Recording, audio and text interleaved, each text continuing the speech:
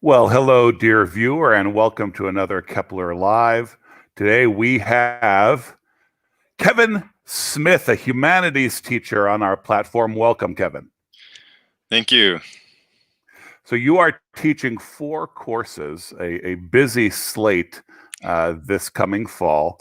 So we have a basic. I guess it's an introductory sort of integrated humanities, Western Civ, and then you have ancient, medieval, and modern. I definitely want to dive into all those courses.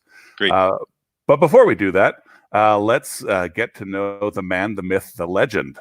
Would you introduce yourself to everybody?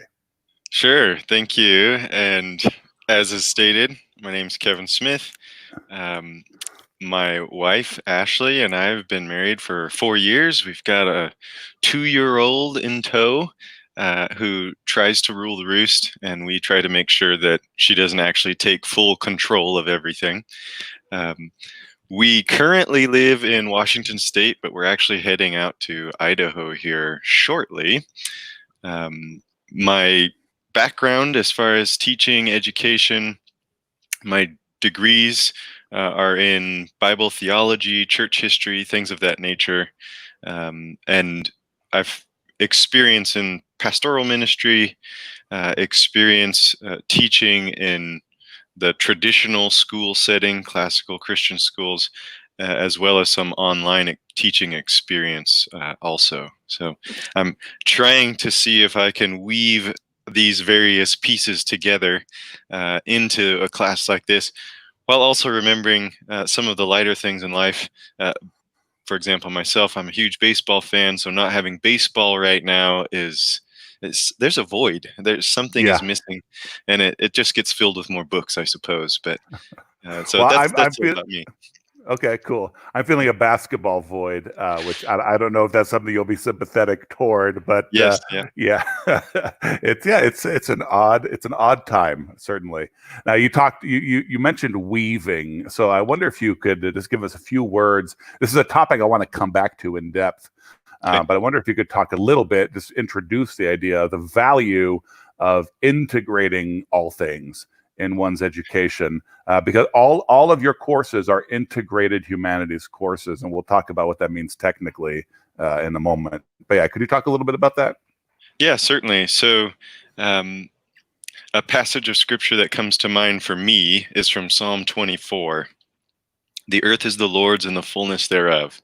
And part of what that conveys to me is everything in this creation, it belongs to him, right? He is sovereign over it all. And so we as his people, how do we recognize, Augustine would talk about the fingerprints of God. How do we recognize his fingerprints in art, in literature, in theology is perhaps an obvious choice, in history, things of that nature. So that's the attempt that we're trying to accomplish in these various integrated humanities courses. Okay. And just for the viewer to know specifically what an integrated humanities course means as far as enrolling at Kepler, it is a more arduous course, and you receive a philosophy or theology credit, a history credit, and a literature credit. So it's a 3-credit course. It counts for 3 classes. There are, of course, more, especially writing requirements, which I think is a great thing. But actually, it's a great deal because that means you're getting 3 classes for the price of 1. Exactly. Yes. And you will walk away. I'm convinced of this. You'll walk away after a course like this, perhaps feeling a bit of fatigue, because you do. It's work. There's no doubt about it. But enriched, and that's not to say you wouldn't in the other courses, of course, but when you're forced to try to see how these various pieces actually engage with one another, it starts to get certain things moving in your brain, and you start to make connections and see ideas and concepts that I'm not sure you would otherwise, without having to try to, I don't know, stretch those intellectual muscles. Well, I want to dive in shortly into some of your reading lists for these courses. One can tell that loving care was lavished upon the selection of them. But the comment that's kind of scrolling below, we received a bunch of wonderful feedback for your classes that were given during the spring. But there was a particular comment that was I got kind of both of us. So when you're scrolling below, when your son asks to buy a copy of Livy's history to read outside of class, the teacher has made a connection, or the student has made a connection with the material, which I thought was great. And it's great to see those sorts of enthusiasms erupt in the students due to one's work as a teacher. So felicitations on achieving that with young Mr. Reed. But that's sort of I think that when you have an integrated class, I guess chances is a poor word, but I'm going to stick with it. The chances that might happen really increase because the students see the connections, right? It's not just something that, I have to study this thing now, but everything kind of starts coming together. And so the students are, able to kind of see the place of the thing and their place and connection to it. I think it's very cool. And when they can, on their own, right? Maybe a little bit of nudging on the teacher's part, but when they can on their own start to see that, as we're reading Livy, and then maybe we've got this piece of art over here that we're looking at that describes a scene that he has been discussing, something of that nature, and they put it together. Hey, wait a minute. I can see what's happening here now, and I can see why someone later on would reference back to Livy when trying to describe the importance of the morals of a society when you're trying to establish a nation. Okay, great. You've done all the heavy lifting now. I get to sit back and just enjoy. That is a pretty fabulous moment in the life of a teacher. And I'm looking at your teaching philosophy right now. You make the comment that learning and teaching are living dynamics. And of course, you expound upon that in your teacher profile. But I wonder if you could talk a little bit about that here with us. What do you mean when you say learning and teaching are living dynamics? Yeah, so living, it's alive. It's a continual, it's a process. There's going to be growth. As the teacher, I don't show up with my stack of books and say, I read all these 50 years ago. Let me just repeat what I've been saying the last 50 years. Of course, there's going to be repetition, but it's living. It's still something that as I mature as a person, as I engage with society around me, I go back to these works and you see something new or you understand it a different way. So there's that component, and that's true for the student, of course, especially if it's their first time with a particular book, right? It's brand new. Dynamic is we do this together. So yes, I may be the quote unquote expert in the room, but from your reading of the Odyssey, you might notice something about Ulysses that I go, wait, I had never considered that before. How did you make that connection? Where did you see this? Truthfully, I had a moment with that, like that last year with a class going through Little Women. And I admit, I have a tendency, I think I can be a little bit harsh on the youngest sister, Amy, especially when early in the book, when she's very young. And the students wrote an encomium. They wrote a praise of Amy, in which they made their case. They defended her character, even when she was younger, because of where she wound up and her ability to progress and develop and mature.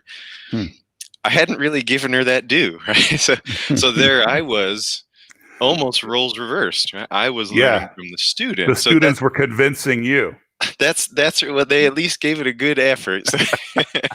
So that's kind of what I'm getting at when I say it's this living dynamic. Yeah. That's wonderful. And there is a sort of dynamic or trajectory as well to your courses. So you're offering 4 classes. There's an integrated humanities Western civilization for 9th and 10th grade. And then you have for 10th through 12th, you have ancient, medieval, and modern. And so there's sort of an arc that begins with an introduction. Right. Could you talk a little bit about that arc and then about the introduction itself? If I'm going to study the ancients and then the medievals and then the moderns, why would I bother with a year of general Western civ? Yeah, great question. It's one I wrestled with as well when putting together this series Okay. of classes. Should So the iron really entered the soul on that one, huh? that's right. Yeah. What is the purpose of this? Why would I do it this way? And part of it, thinking about my own experience, I went to public schools until my last couple years of high school. I really didn't have any exposure to classical Christian education until I met my wife, who had been teaching in that domain for some time. And it was kind of like turning on a light switch. And as I'm sure many of us adults have said, boy, if I could go back and reread or redo that class, I would get so much more out of it today, right? And so I approached it with the mindset of there's still a bunch of kids who may not be public school, it may be homeschool, it may be Christian school, whatever the situation might be, who don't know or don't have the full picture of what is Western Civ. Mm-hmm. And the idea in that intro class is to say, especially anticipating it being those new to high school, let me give you the 30,000-foot view. Let's just get a full sweep, and Francis Schaeffer is kind of our guide all the way throughout with his "How then shall we live," or however that title goes. How should we then live? He's kind of a guide, as it were, and we're just getting the full picture, so that should you decide to take the next class, ancient and classical worlds, you're not jumping straight into Plato with no context, no setting, no real paradigm to put him in the bigger sweep of Western Civ. So that first class is really just maybe you could say a mile wide and hopefully more than an inch deep, but you're trying to just get the big picture, the big idea. Which I think is a wonderful idea. And so for the incoming ninth or 10th grader, but particularly that ninth grader, the idea would be they take this Western civilization course, have the context, and then better be enriched by ancients, medievals, moderns. I love it. Yeah. And hopefully when they get to those other three courses, and let's say we pick up Cicero, and I know I know what's going on, the fall of the Republic, and the Caesar is on the march, and okay, yeah, I know where this guy belongs in history. Great. Right. All right. So, looking at each of your courses' reading lists, they are wild and woolly. And questions arise upon glancing at every single one of these reading lists. Just so you know, these questions are inspired by delight, right? So just the surprise of seeing a couple of these books, is fitting in where they do, and I want to talk about that. Sure. But before I do, it becomes clear looking at this that these courses are all of your own design, and it appears there's no textbook. I guess you're using Francis Schaeffer as a sort of, you said a guide, so maybe that's a sort of textbook, but it appears there's no textbook. Maybe talk a little bit about why you have designed your own courses and what the advantage or what the joy of that is. Yeah. I appreciate you use that word joy. I absolutely love the design side. I do enjoy the interaction with the students too. Don't get me wrong, but getting to build something is exciting, and as I'm sure you know, and I don't doubt a number of parents who might be watching or other teachers. There's so much to choose from. There is just so much in all of Western civilization to draw from. It's more a question of how do I narrow it down enough so that we have a fighting chance to get through it, right? And generally, I like to say I approach things less is more. But I admit that even looking at my own reading list, I'm not sure how less this is. But Okay. But we'll give it a go, and obviously as the year unfolds, some things will undoubtedly be modified as we go, and part of that, Well, each class has their own flavor, and yeah. Well, certainly looking at right now, I'm looking at the list for the general course, Western mhm, Civilization, and it seems like a very reasonable amount of things to study in a year. And given the fact that it's clearly handcrafted, yeah, if you will, that those two things together, make me assume that there is going to be a less is more sort of attitude, that things are going to be examined with diligence and due care. So I want to ask. So basically, I want to turn the rest of this stream into just a book discussion, sure. kind of going off of your reading list here. But for example, in Western Civ, you have C.S. Lewis's The Screwtape Letters. Yeah. Why on earth? Why on Earth? You mean why outside of Earth affecting the being? Yeah, okay. Um, Lewis, as I as a novice CCE person some years ago, I quickly learned Lewis was a kind of in the Hall of Fame, if you will, Hmm. of this approach to education, and I'm thinking I'd have to go back and check, but I'm pretty sure that's actually the first C.S. Lewis book I ever read. And I'm not quite sure how I stumbled upon it. Um, but somewhere in college, I came across Screwtape Letter and fell in love with it. Um, his ability to depict what it might be like, right? The Hmm. temptation process as a human, of course, I think all of us could relate to. However, the the behind the curtain, right? How might the enemy interact with us? What might Hmm. that look like?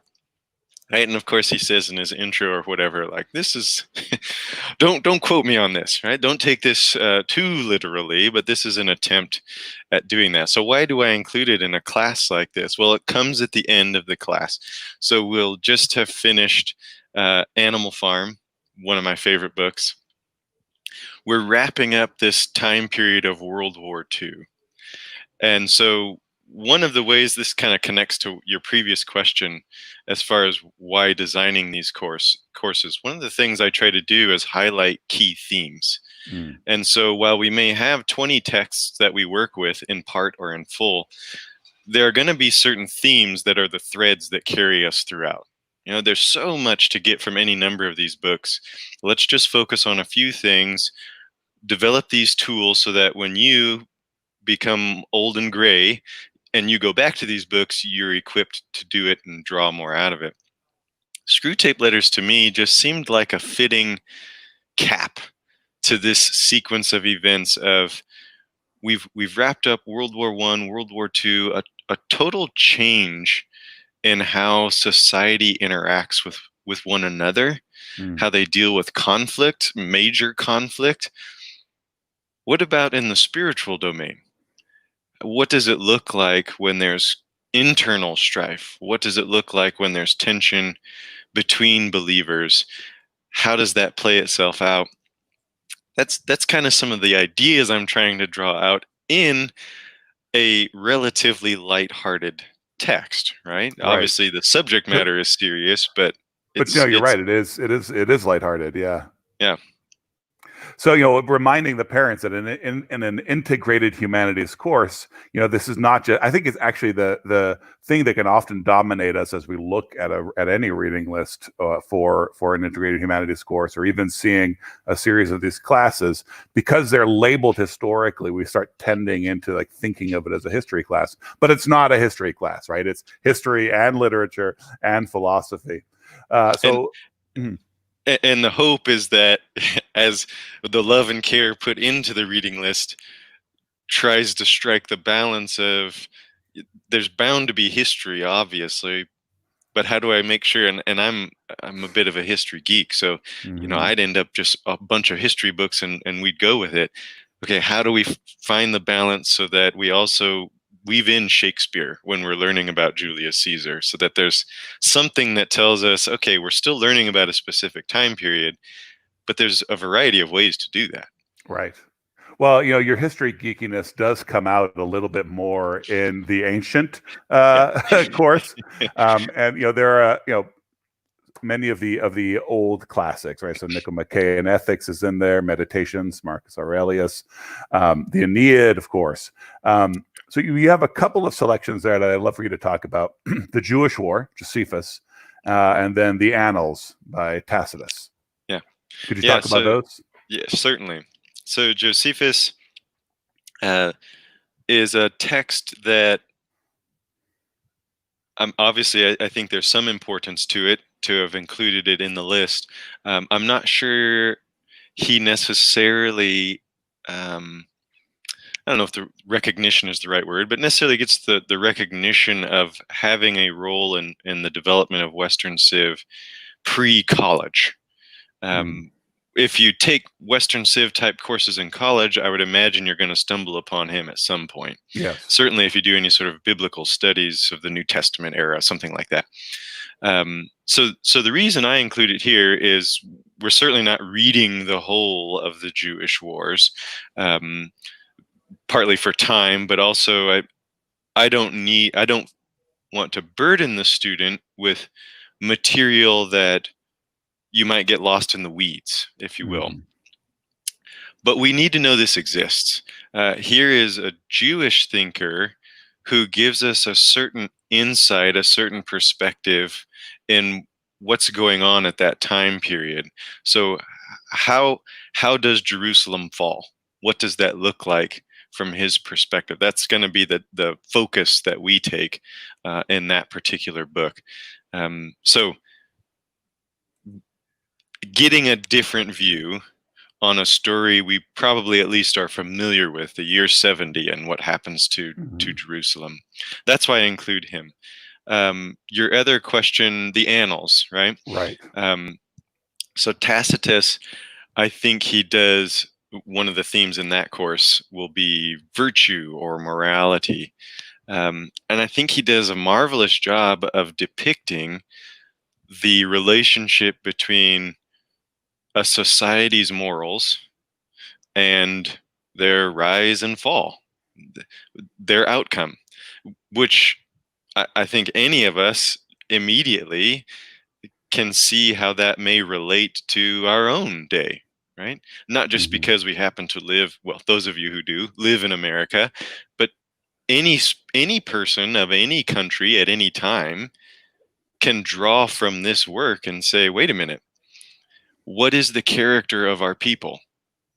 How does that show itself in the health of our nation? So with that, it's looking at the early days of this empire, not right from the get-go, of course, but basically the New Testament era. And what is it like in Rome? What's the moral fiber that still exists at that time period?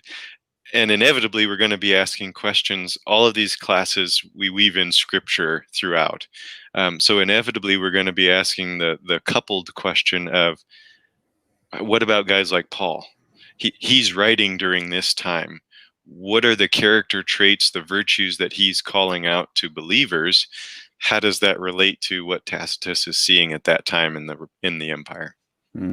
Oh, kind of touching on that, I note that neither in your ancient nor in your medieval course do you have Gibbon.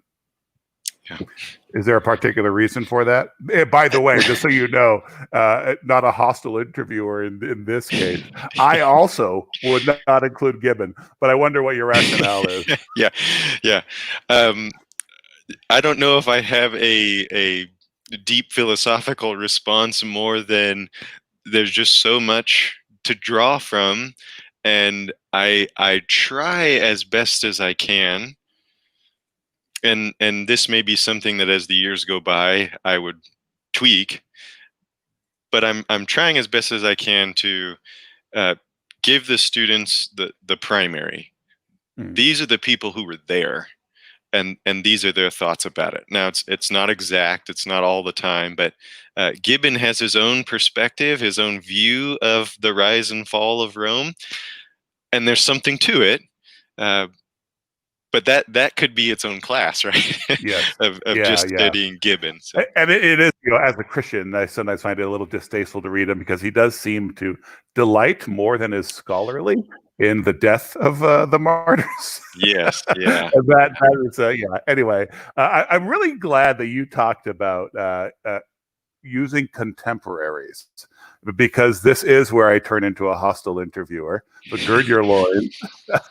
You mentioned in passing the idea of, we're studying Julius Caesar, the Gallic Wars, whatever. So hey, let's work in some Shakespeare. In your medieval course, you have Murder in the Cathedral, an absolute favorite of mine. I just delight in that work. Murder in the Cathedral, T.S. Eliot. But it's T.S. Eliot, right? Not a contemporary. He's not that old. I wonder if you could talk a little bit about the inclusion of such works, and maybe specifically about Murder in the Cathedral. Yeah, sure. So that's I love to weave in the primary as much. There's so much, right? Why not focus on that? But also recognizing some primary works may not really be all that user friendly for us at this stage. There might be a whole lot of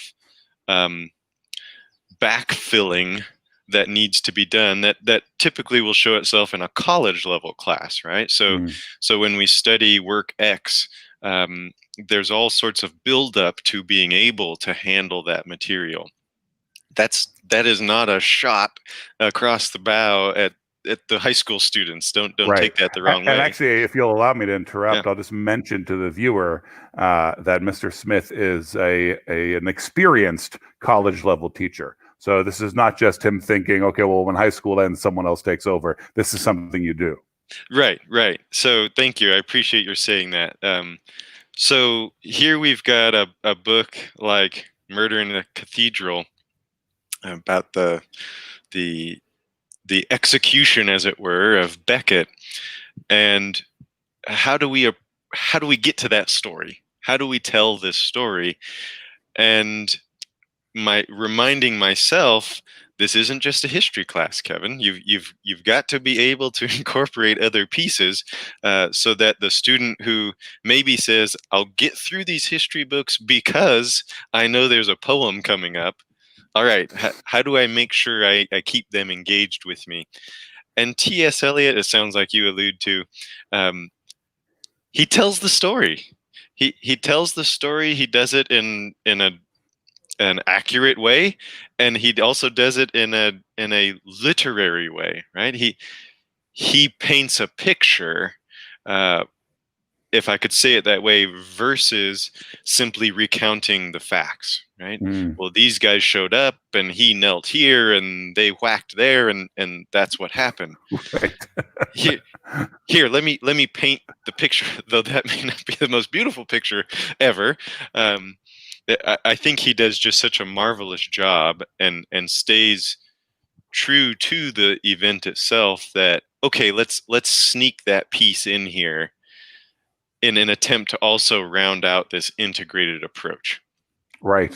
Yeah. And, and it's interesting looking at all these literary selections here: Don Quixote, The Death of Arthur, Mort d'Arthur, Utopia, and then mixed in with some great theological and historical works: Consolation of Philosophy, The City of God.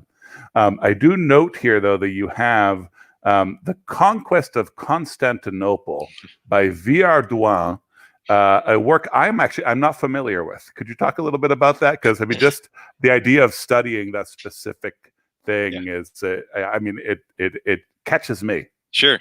Good. That's the hope. This is what is the Crusades question? This is where do we start with the Crusades? I mean, it's roughly 200 years of energies spent on trying to retake the Holy Land with a huge spectrum of success or failure, as it were.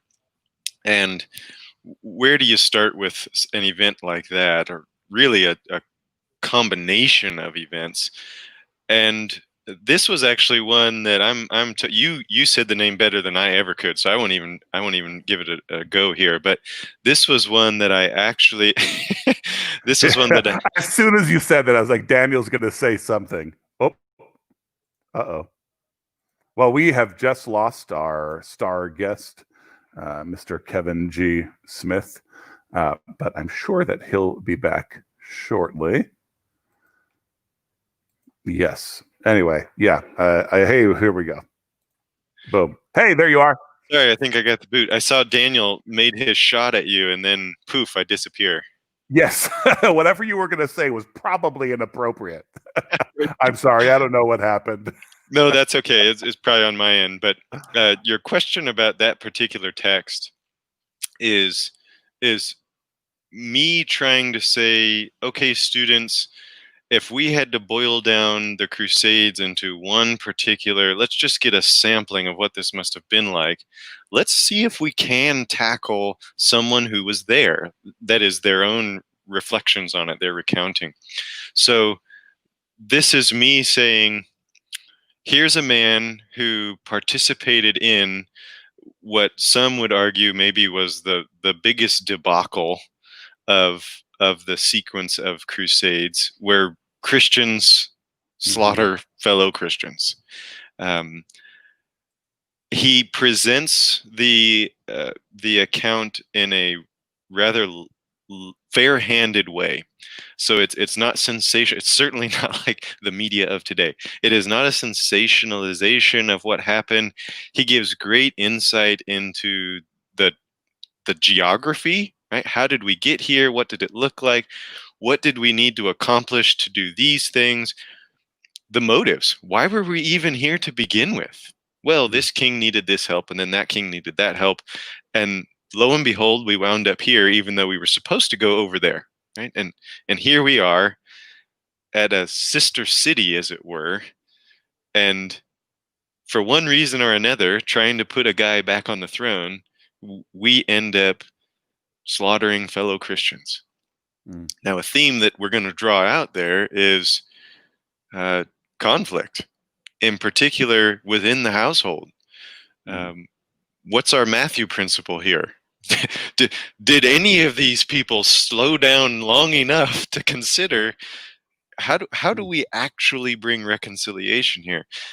And again, tying that to current events, we hear these Christian words thrown around all the time of justice and peace and reconciliation, totally removed from the context of the faith, right? We want these things apart from Christ.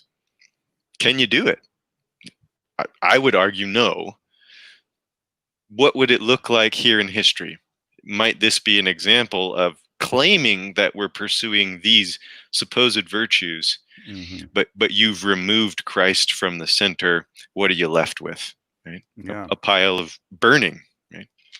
Yeah, absolutely. And it's even interesting to I don't know what the character of this man might have been like, but his objectivity suggests that he might have gotten carried away by the group. So even talking about group dynamics, and it is just a fascinating. There's so many fascinating things I think you could unpack with that. Well, we'll move into your final course, Integrated Humanities: The Modern World, which, if students follow the entire trajectory, would be for their junior or senior year. Right. And you have just a bunch of wonderful works here. It's interesting though. You have Paradise Lost here in the modern world, which makes total sense to me. But I wonder if you could talk about early modernity, like what makes something modern. Maybe you can answer that question. No, I'm just kidding. This is one that I wrestled with as well. You mentioned, I end the medieval world with Don Quixote, which is just a delight if you haven't read that book. At least the beginning. It's a huge book, so for some of us it may be a bit daunting to try to pick up. But it's a work that I think intends to end the medieval world, so it's a good place to put it. Exactly, and that's part of the reasoning there, right? It's in a sense it's poking fun at what has been, and where do we pick up with the modern world? What fits the modern world? For me, Paradise Lost is one that Milton, as I'm sure you know, Milton basically asked Dad for, what was it, like a 5-year break where he could just read everything that had ever been written. And he sets out to do that. And so here is this remarkably learned man. That by itself may be something of a clue to a shift from medieval to modern. That's not saying medieval people didn't read books or weren't smart. Obviously, I mean, you've got guys like Aquinas and Anselm and so forth. But to have the access to such a huge variety of books, that's different. That there's something changing there, where a guy like Milton could read things that a guy like Wycliffe never would have. Right. So he's bringing more to the table when he sits down to write his own work. The work itself, I think, it's in the vein of someone like Dante, of course, this epic poem discussing matters that no human can actually know with 100% certainty because we've never been there, right? Much like screw tape letters. I haven't seen behind the curtain. Right? So this is my take on it. And I think Milton, I guess I'm a bit long-winded here. I think Milton I put at the beginning of the modern world because we're asking different types of questions, and we're challenging some of the presuppositions of the medieval world. Right? This is how things work. We already know that. Now we just move on, and now you start to have these men who say, well, I may agree with that, but let's ask some different types of questions. And here's Milton asking a question that I just don't know. I don't know if anyone has quite asked the question the way that he did, of what was Satan thinking when he did these things? What were his motives? What's his goal? Right? We all know how the story ends. We're told that, at least in Sunday school. Why is he doing this? So Milton, I think, just serves as a nice bridge from some of the ideas of maybe this isn't the right term, the older world, that this new modern world is beginning to challenge some, reject others. And he, to me, serves as just this carryover, trying to bridge the gap. Yeah. Okay. Well, looking at across this reading list, Up From Slavery, the Communist Manifesto on Liberty. So just, from course to course, I find that each of these reading lists really delights and intrigues me, and I hope they'll delight and intrigue families and students. I wonder if I could put you on the spot as we close out our stream and ask you for a couple of sound bites. The first of which I'd love for you to sort of just kind of give a nutshell, a little summarization of why should students embark upon this arc, if you'll allow that phrase for these courses. Why should we go ahead and come in this front door and then come through Mr. Kevin G. Smith's 4 classes? Yeah, you are part of a bigger story. You should know your story, right? Ultimately, God is sovereign. He's been at work throughout the world, throughout all of time, throughout all of history. He is going to be the one that it's his fingerprints that we're going to see all the way across here. At least that's one of the goals. But this story of Western civilization is your story. So know it. That's what we're going to try to do here. Okay, fabulous. And then maybe you could, so since we have, I guess we have a front door and a little side door. The side door being the ancients, right? Sure. So we could do the ancients, medievals, and moderns. Maybe you could give us a little plug for the ancients course. Yeah, the ancients course. I've heard it attributed to several people, so maybe the official. He who doesn't know his history is doomed to repeat it, something along those lines. The ancients are so, and I try to reflect this in a number of my selections. The ancients are so influential on the men who started this country. Those were the guys they were reading. Mm-hmm. We should read them. If this country started on principles that they took all the way back to Plato and Aristotle and Livy and Cicero, boy, I'd be happy to have a fraction of the understanding that our founding fathers had when they were trying to put together this grand experiment. So that's part of our agenda, if I may say that way, with a class like that. Yeah, wonderful. Well, I've thoroughly enjoyed this conversation. Thank you so much. Even just the presence of these reading lists on our website is something that makes me happy. Thank you. So I look forward to your courses, and folks who are watching can go into the description below the video that you're watching now and click over and take a look at Mr. Smith's profile.